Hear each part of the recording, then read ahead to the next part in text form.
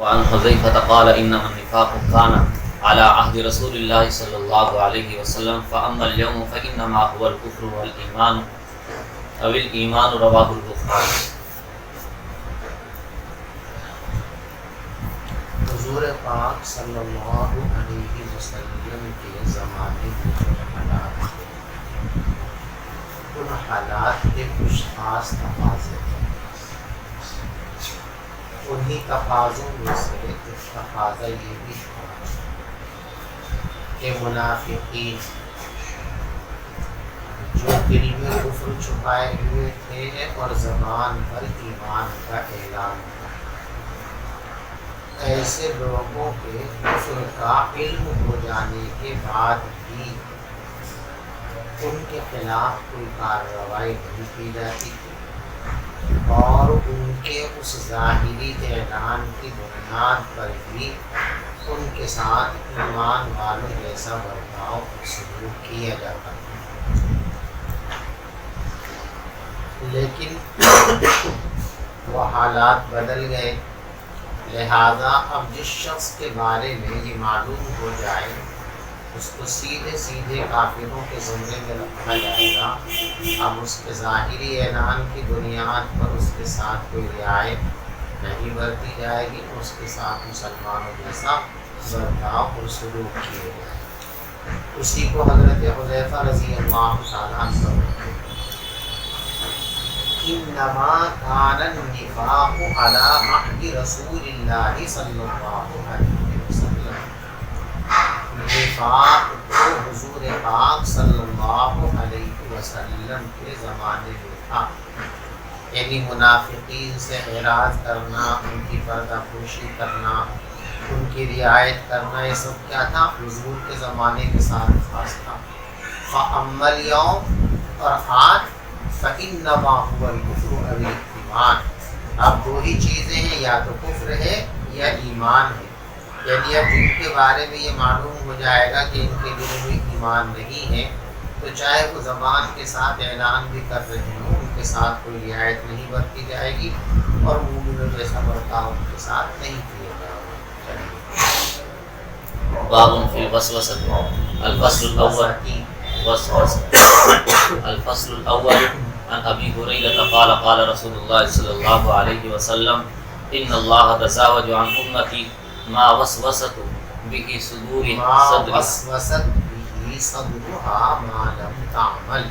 به او تتكلم معه۔ دیکھو، انسان کا جو دل ہے یہ کسی وقت بھی خیالات سے خالی نہیں رہتا، ہر وقت اس کے اندر کوئی نہ کوئی خیال آتا رہتا ہے۔ یہ خیالات اچھے بھی ہوتے ہیں اور خیالات برے بھی ہوتے ہیں۔ جو برے خیالات ہوتے ہیں ان کو وسوسہ کہتے ہیں، جو اچھے خیالات ہوتے ہیں ان کو الہام کہتے ہیں۔ یہاں اسی کا بیان ہے، یعنی انسان کے دل میں جو برے خیالات آتے ہیں اس کے کئی مرحلے ہیں۔ خیال آیا اور چلا گیا، خیال آیا، دل اس سے تھوڑا سا وابستہ بھی ہوا، لیکن اس پر عمل کرنے کا پختہ ارادہ نہیں ہوا۔ خیال آیا اور چلا گیا، خیال آیا اور دل میں اس کو قبول کرنے کا، اس پر عمل کرنے کا ہلکا پھلکا داڑیاں بھی پیدا ہوا، لیکن پھر اس کو جھٹک دیا گیا،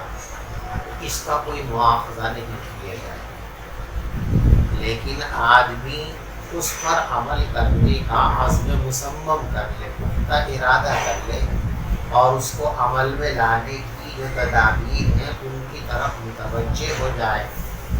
ایسی صورت کے اندر عمل کیا ہو تب بھی اور عمل نہ کیا ہو تب بھی دونوں صورتوں کے اندر اس کا مواخذہ کیا جائے۔ بہرحال جو خیالات برے دل میں آتے ہیں، گناہوں کا وسوسہ آ گیا، کسی برے کام کا وسوسہ آ گیا، آیا اور چلا گیا، تو اس پر کوئی مواخذہ نہیں کیا جائے جائے گا، کوئی گرفت نہیں کی جائے گی، اس کو اللہ تبارک و تعالیٰ نے اس امت کے لیے معاف کر دیا۔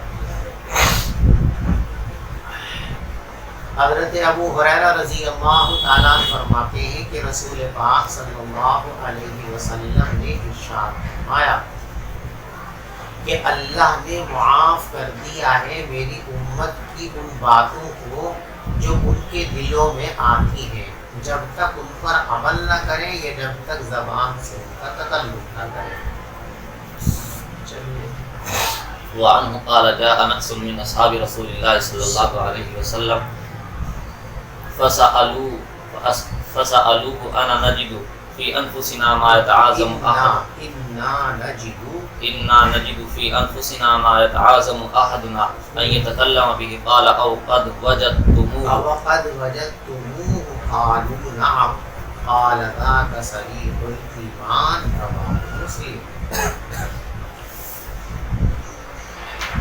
صحابہ کرام کے دلوں میں وسوسے آتے ہیں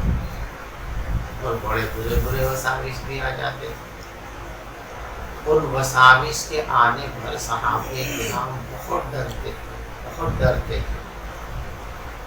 اور ایک مرتبہ جا کر حضور سے شکایت کی، حضرت ہمارے لیے دعا کیجیے،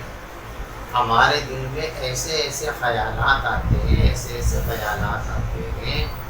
بس وہ اتنے برے اور قابل نفرت اور بھاری ہیں ہماری نگاہ میں کہ ہم ان کو زبان پر لا نہیں سکتے، اتنے خطرناک ہیں کہ زبان پہ نہیں لا سکتے۔ بعض روایتوں میں ہے کہ ہم جل کر کے راکھ بن جائیں، کوئلہ بن جائیں، یہ زیادہ آسان ہے ہمارے نزدیک اس کے مقابلے میں کہ ہم ان باتوں کو زبان پر لائیں جو ہمارے دل میں وسوسے اور خیالات۔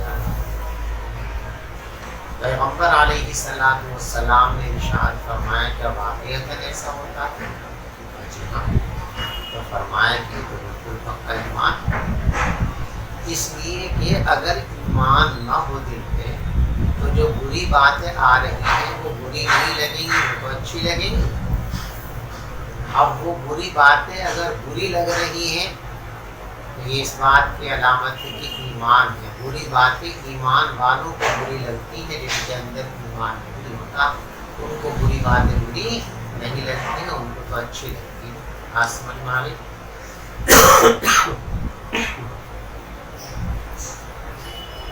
جاء ناس من اصحاب رسول اللہ، پیغمبر علیہ السلام کے صحابہ میں سے کچھ لوگ حضور پاک صلی اللہ علیہ وسلم کے پاس آئے، فسألوه، اور آپ سے سوال کیا اور یوں فرمایا، انا نجد فی انفسنا ما یتعاظم، ہم اپنے دل میں پاتے ہیں ایسے خیال کہ ہم میں سے ہر ایک بہت برا سمجھتا ہے اس بات کو کہ ان خیالات کو زبان پر لائے۔ قال، آپ نے فرمایا، اوقد وجدتموہ، کیا واقعی تم یہ صورت پاتے ہو؟ لوگوں نے کہا جی ہاں۔ قال ذاک صریح الایمان، فرمایا یہ تو پکا ایمان ہے، پختہ ایمان کی علامت ہے، اس لیے کہ اگر تمہارے اندر ایمان نہیں ہوتا تو تمہیں ان باتوں کو زبان پر لانے میں کسی طرح کی تکلیف نہ ہوتی ہے۔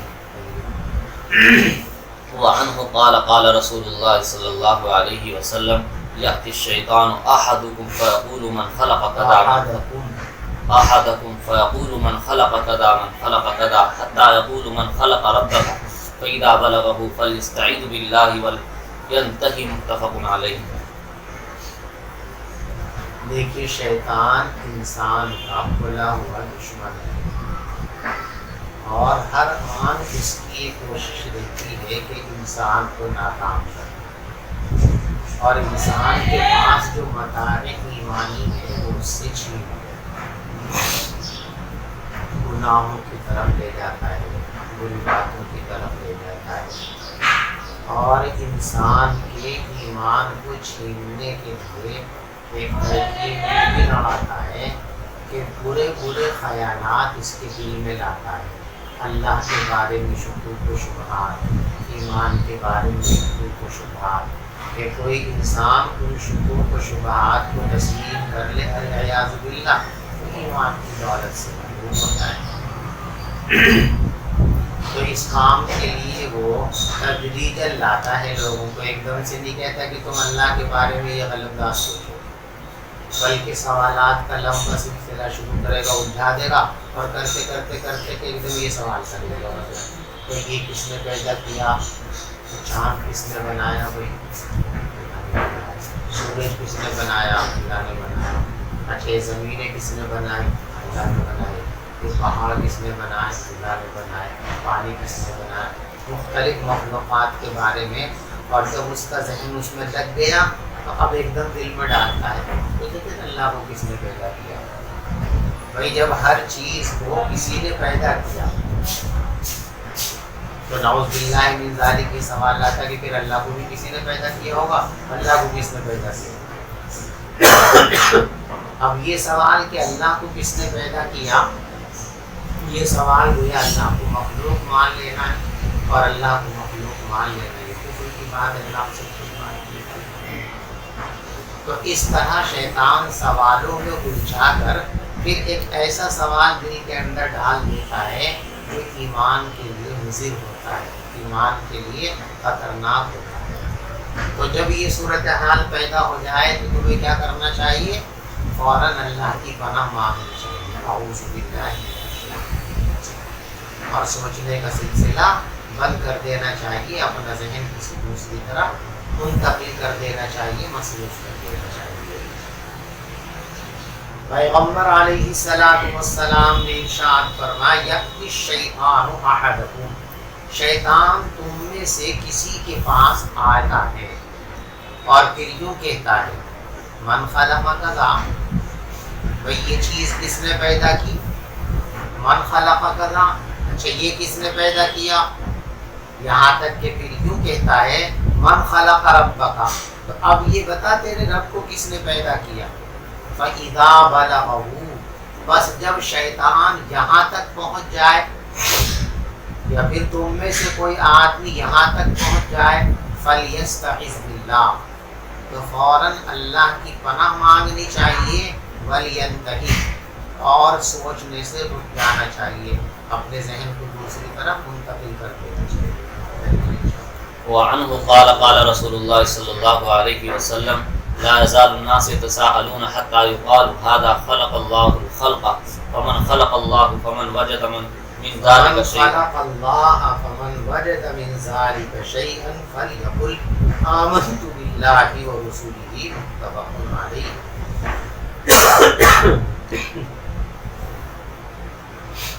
پیغمبر علیہ السلام نے ارشاد فرمایا کہ لوگ آپس میں سوال کرتے رہیں گے، یہ پوچھا وہ پوچھا یہ پوچھا، سوال کرتے کرتے کرتے کرتے شیطان ان کو یہاں لے آئے گا کہ اچھا بھائی یہ بتاؤ نعوذ باللہ اللہ کو کس نے پیدا کیا۔ لوگ آپس میں پوچھتے رہیں گے، سوالات کرتے رہیں گے، یہاں تک کہ کوئی یوں کہے گا ھذا خلق اللہ الخلق، دیکھو بھئی بات یہ ہے کہ ساری مخلوق کو اللہ نے پیدا کیا ہے، بات صحیح ہے۔ اب شیطان آگے انجیکشن لگاتا ہے فمن خلق اللہ، تو پھر اللہ کو کس نے پیدا کیا، نعوذ باللہ من ذالک، فمن وجد من ذالک شیئا، بس کوئی بھی جب یہ بات محسوس کرے کہ یہ سوال دل میں آوے تو سمجھو شیطان کا کام شروع ہو گیا، وہ فوراً نکلو، فَلْيَقُلْ آمَنْتُ بِاللَّهِ وَرُسُولِهِ، تو فوراً یہ کہہ دے آمنت باللہ ورسولہ، یہ کہنے کی برکت سے شیطان کا شر دور ہو جائے گا اور ذہن سے یہ سوالات نکل جائیں گے۔ وعن ابن مسعود قال قال رسول اللہ صلی اللہ علیہ وسلم ما منکم من احد الا وقد وکل به قرینه من الجن وقرینه من الملائکۃ قالوا وإياك يا رسول الله قال وإياي ولكن الله أعانني عليه فأسلم فلا يأمرني إلا بخير، رواه مسلم۔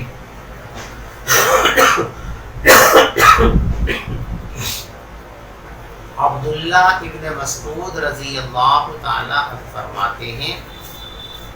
کہ رسول پاک صلی اللہ علیہ وسلم نے ارشاد فرمایا تم میں سے کوئی شخص نہیں ہے مگر یہ کہ اس کے اوپر مسلط کیا جاتا ہے ایک جنات میں سے ساتھی اور ایک ملائکہ میں سے ساتھی۔ جو انسان بھی پیدا ہوتا ہے پیدا ہوتے ہی اس کے ساتھ ایک شیطان اور ایک فرشتہ، ان دونوں کی ڈیوٹی لگ جاتی ہے۔ شیطان کا کام یہ ہے کہ ہر وقت وہ اس کو برے کاموں کی طرف مائل کرتا ہے، فرشتے کا کام یہ ہے کہ وہ ہر وقت اس کو خیر کے کاموں کی طرف، نیک کاموں کی طرف، بھلے کاموں کی طرف آمادہ کرتا رہتا ہے۔ دونوں کا اپنا کام چلتا رہتا ہے۔ کبھی فرشتے کی تحریض اور ترغیب غالب آ جاتی ہے تو انسان نیک کاموں میں مبتلا ہو جاتا ہے، کبھی شیطان کی ترغیب غالب آ جاتی ہے تو انسان گناہوں کے اندر مبتلا ہو جاتا ہے۔ جب آپ نے یہ بات ارشاد فرمائی کہ ہر آدمی کے ساتھ ایک شیطان لگا ہوا ہے تو صحابہ کرام نے پوچھا بھائی یا رسول اللہ، حضرت یہ جو ہر انسان کے ساتھ شیطان لگا ہوا ہے تو کیا آپ کے ساتھ بھی لگایا گیا؟ تو فرمایا کہ ہاں میرے ساتھ بھی لگایا گیا، میرے ساتھ بھی لگایا گیا، لیکن فرق اتنا ہے کہ میرے ساتھ جو شیطان لگا اللہ نے اس کے مقابلے میں خاص طور پر میری مدد فرمائی، جس کے نتیجے میں وہ تابع ہو گیا۔ اب جب وہ تابع ہو گیا تو پھر وہ مجھے گناہوں کے اندر مبتلا نہیں کرتا۔ دیکھو یہ لفظ ہے فَأَسْلَمَ وَلَٰكِنَّ اللَّهَ أَعَانَنِي عَلَيْهِ فَأَسْلَمَ، نظر آ رہا آپ کو؟ نہیں، یہ ماضی کا صیغہ ہے یا مضارع کا صیغہ، اس میں اختلاف ہے۔ بعض حضرات یہ کہتے ہیں کہ یہ مضارع واحد متکلم کا صیغہ ہے۔ اگر ہم اس کو مضارع واحد متکلم کا صیغہ مان لیں تو اب ترجمہ یہ ہوگا وَلَٰكِنَّ اللَّهَ أَعَانَنِي عَلَيْهِ فَأَسْلَمَ۔ دیکھو شیطان کو میرے ساتھ بھی لگایا گیا لیکن اللہ نے میری خاص مدد فرمائی، اس لیے میں اس کے شر سے محفوظ ہوں۔ عام انسانوں پر تو اس کا شر چل جاتا ہے، وہ ان کو گناہوں میں لگا دیتا ہے، لیکن میرے ساتھ اللہ کی خاص مدد ہے، اس لیے کوشش کے باوجود، محنت کے باوجود، اپنی تمام تر تلبیسات کے باوجود وہ مجھے بہکانے میں کامیاب نہیں ہوتا، میں اس کے شر سے محفوظ رہتا ہوں اور میں گناہوں کے اندر مبتلا نہیں ہوتا۔ بات سمجھ گئے؟ یہ ترجمہ اس صورت کے اندر ہے جبکہ ہم اس کو مضارع واحد متکلم کا صیغہ مانیں، فَأَسْلَمُ، میں اس سے محفوظ رہتا ہوں، میں اس سے سلامت ہوں۔ سمجھئے؟ اور بعض حضرات نے اس کو پڑھا ہے ماضی کا صیغہ، فَأَسْلَمَ، وہ مسلمان ہو گیا، لگا تھا میرے پاس بھی، ہے نا، شکار کرنے آئے تھے، کچھ شکار ہو گئے، اب یہ آیا تو تھا مجھ کو بہکانے کے لیے اور مجھ کو گناہوں کے اندر مبتلا کرنے کے لیے، لیکن میرے پاس رہ کے جب اس نے دیکھا کہ یہاں تو کچھ چل ہی نہیں رہا زور، تو خود ہی مسلمان ہو گیا۔ سمجھ گئے؟ اسلام کے دو معنی ہیں۔ اسلام کے معنی میں بھی استعمال ہوتا ہے اور استسلام کے معنی میں بھی استعمال ہوتا ہے۔ ایک ہے دل سے کسی کی تابعداری کرنا، یہ اسلام ہے، ایک ہے ظاہری طور پر تابعداری کرنا، یہ استسلام ہے۔ تو یہاں یہ اسلمہ ماضی کا صیغہ اگر ہم اس کو مانیں تو اس کے دونوں معنی مراد لیے جا سکتے ہیں، معنی حقیقی بھی اور دوسرے معنی بھی۔ یعنی یہ بھی کہہ سکتے ہیں وہ مسلمان ہو گیا اور یہ بھی کہہ سکتے ہیں وہ فرما بردار ہو گیا۔ جب اس نے محنتیں کر کے خوب دیکھ لیا کہ یہاں زور نہیں چلتا تو بس اب وہ مجھے بہکانے کی کوشش نہیں کرتا، اب وہ میرا فرما بردار ہو گیا، میں جو کرتا ہوں مجھے کرنے دیتا ہے، میرے کاموں میں رکاوٹ نہیں ڈالتا ہے۔ تو ظاہری استسلام بھی مراد ہو سکتا ہے، اسلام بھی مراد ہو سکتا ہے، اسلام والے معنی زیادہ بہتر ہے۔